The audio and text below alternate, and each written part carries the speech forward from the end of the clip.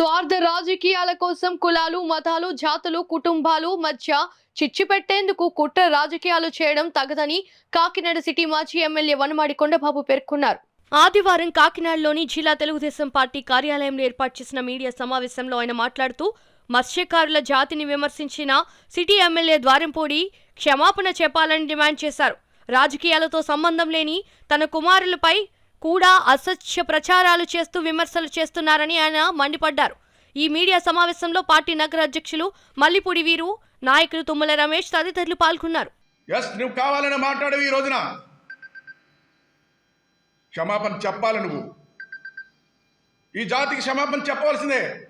ఎందుకంటే పక్కన చూస్తే ఈ కులమే కాదు, మా జాతే కాదు, పక్క వాళ్ళు కూడా ఈరోజు నా దగ్గర స్వయంగా వచ్చి కలుస్తున్నారండి. అన్ని వర్గాల ప్రజలు ఈ సందర్భ దగ్గర అరాచకాలు పెరిగిపోయినాయి, కులాల మధ్యలో చిచ్చు పెడుతున్నాడు.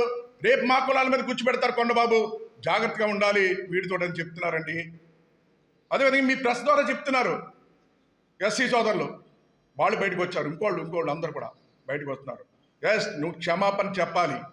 ఎట్టి పరిస్థితిలో నువ్వు ఉద్దేశపరంగా కావాలనే మాట్లాడే గొడవలు సృష్టించడానికి కావాలని మాట్లాడలేదు కదా. పొరపాటుగా మాట్లాడిన సారీ చెప్పు, తప్పైందని చెప్పు. ఎంత దుర్మార్గం అండి. కేవలం రాజకీయ లబ్ధి కోసం ఈరోజు కులాన్ని కూడా స్విచ్ పెడుతున్నాను. గతం నుంచి చూసుకుంటే ఈ కాకినాడ నగరంలో ఒక్కొక్క కులానికి ఇద్దరిని పెట్టుకున్నావు, కాపులను ఇద్దరిని పెట్టుకుంటావు, మత్స్యకారులు ఇద్దరిని పెట్టుకుంటావు, ఇంకో కులాలను ఇద్దరిని పెట్టుకుంటావు. ఆ కులస్తులు ఏదైనా మాట్లాడితే మీరు దాడి ఏంటి అంటావు. నువ్వు చెప్పలేవు సమాధానం?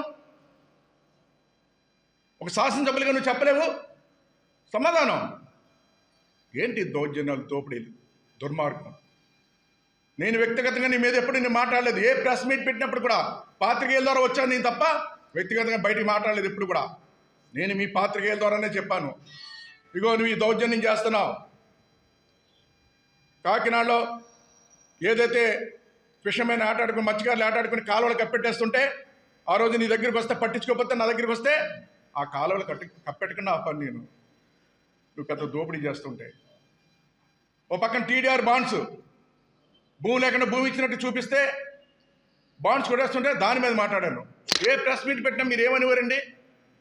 కొండబాబు నువ్వు అవినీతి చేసావు, నీ అన్నీ బయట పెడతానంటాడు. ప్రతి ప్రెస్ మీట్ కూడా బయట పెడతానని 5 సంవత్సరాలు అయిపోయింది. కార్పొరేషన్లో పన్నులు కట్టిన సొమ్ము అంతా దోసేస్తుంటే 108 కోట్లు ఏ విధంగా దోసినా కూడా బయట పెట్టాను నేను. ఆ రోజు అన్నావు నువ్వు, కొండబాబు నీ జాతకం అంతా బయట పెడతానన్నావు.